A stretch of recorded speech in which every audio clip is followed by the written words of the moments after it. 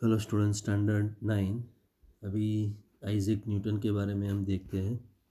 ये just for knowledge है, ये शायद एग्ज़ाम पॉइंट ऑफ व्यू इतना इम्पोर्टेंट नहीं होगा।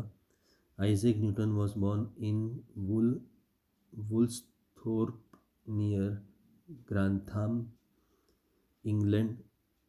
राइट, कहाँ जन्म हुआ था?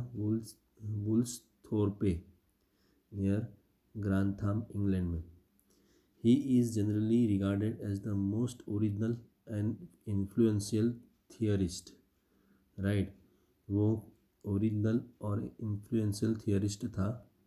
Right, in the history of science. Right, science के इतिहास में वो most original and influential theorist था। He was born in a poor farming family. Right, खेडूत के वहाँ, गरीब खेडूत के वहाँ उसका जन्म हुआ था। But he was not good at farming, लेकिन उसको फार्मिंग बराबर आती नहीं थी। He was sent to study at Cambridge University in 1661। तो उसको कैम्ब्रिज यूनिवर्सिटी में पढ़ने के लिए 1661 में भेजा गया। इन 1665 अ plague broke out in Cambridge. Right, तो 1665 में कैम्ब्रिज में प्लेग निकला था। And so Newton took a year off, इसलिए न्यूटन ने पढ़ाई छोड़ी थी प्लेग की वजह से। It was during this year that the incident of the apple falling on him is said to have occurred. मतलब 1665 वो साल था जब जो तथाकथित एप्पल उसके सर पर गिरा था। राइट, सबको पता है कि न्यूटन के सर पर एप्पल गिरा था। फिर उसने सोचा था कि भाई ये एप्पल नीचे ही क्यों आया, ऊपर क्यों नहीं गया। तो वो साल कौन सा था? 1665। This incident prompted Newton to explore the possibility of connecting gravity with the force that kept the moon in its orbit. Right,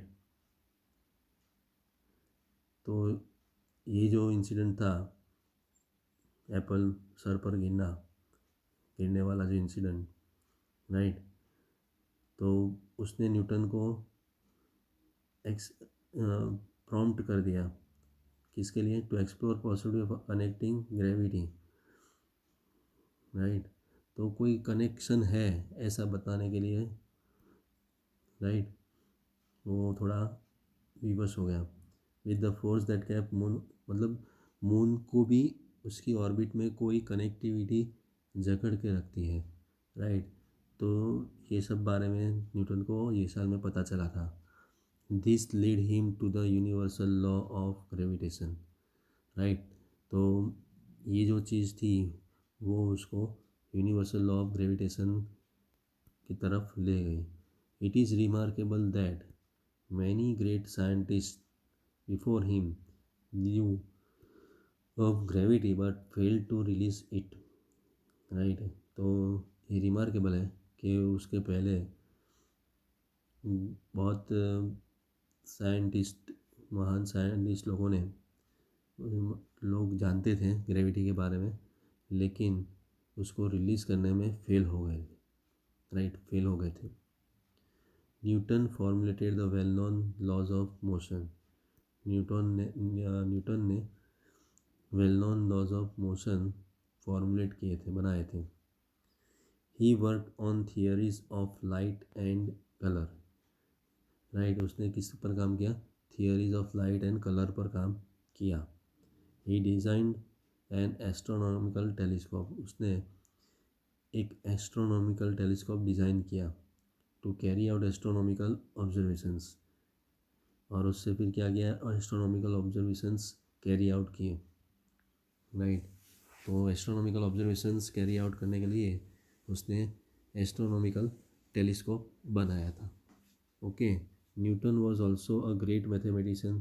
तो वो एक महान गणित शास्त्री भी था। राइट, गणित शास्त्री। He invented a new branch of mathematics. तो उसने एक नई ब्रांच ऑफ मैथमेटिक्स बनाई, ढूंढी मतलब। Called calculus, right. तो वो नई जो ब्रांच उसने बनाई उसका नाम क्या था, calculus. He used it to prove that for objects outside a sphere of uniform density the sphere behaves as if the whole of its mass is concentrated at its center, right। तो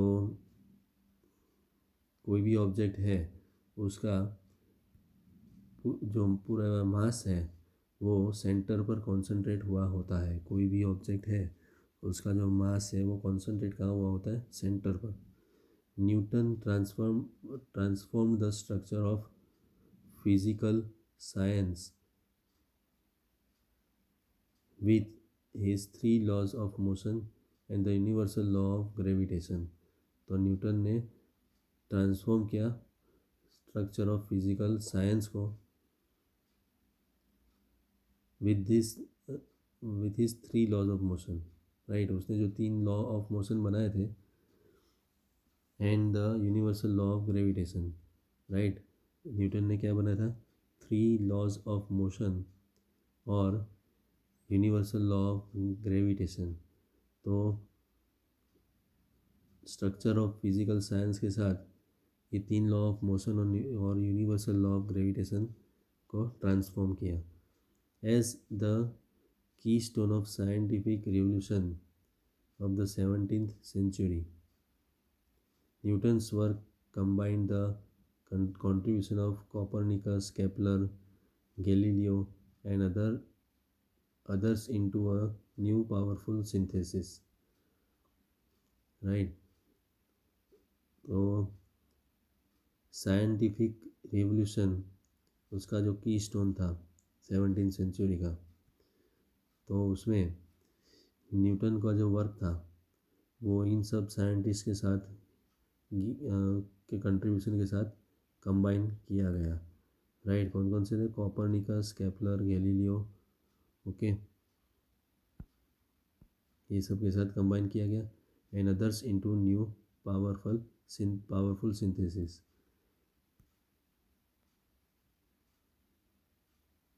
तो यहाँ से हम next time करेंगे। It is remarkable that though the gravitational theory could not be verified at that time, right। उस वक्त gravitational theory जो थी वो वेरीफाई नहीं हुई थी। There was hardly any doubt about its correctness, right. तो हार्डली एनी डाउट, तो उस वक्त किसी को कुछ डाउट ही नहीं था ये सही है कि गलत है, किसी को डाउट नहीं था, राइट।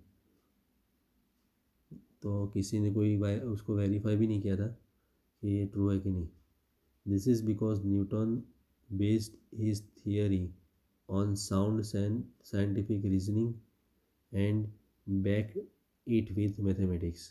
तो उसका रीज़न क्या था कि न्यूटन की जो थियरी थी वो साउंड साइंटिफिक रीजनिंग और उसके पीछे गणित भी बताया गया था, right. This made the theory simple and elegant, और उसकी वजह से थियरी जो थी वो सिंपल और एलिगेंट बनी थी। This qualities are now recognised as essential requirements of a good scientific theory. तो ये जो क्वालिटीज़ जो है उसको रिकॉग्नाइज किया गया है किस लिए, essential requirements of good scientific theory के लिए, ओके। तो गुड साइंटिफिक थियरी होने के लिए क्या रिकॉग्नाइज किया गया है, एसेंशियल रिक्वायरमेंट्स क्या है, तो उसके पीछे मैथ्स भी होना चाहिए और साउंड साइंटिफिक रीजनिंग होनी चाहिए, राइट। तो क्या होना चाहिए, मैथमेटिक्स होना चाहिए और साउंड साइंटिफिक रीजनिंग होना चाहिए। किस लिए, गुड साइंटिफिक थियरी बताने के लिए, राइट। तो recognise as essential requirements, right. तो गुड साइंटिफिक थियरी होने के लिए एसेंशियल रिक्वायरमेंट क्या क्या है? साउंड साइंटिफिक रीजनिंग और मैथमेटिक्स। ओके, यहाँ से हम नेक्स्ट टाइम करेंगे।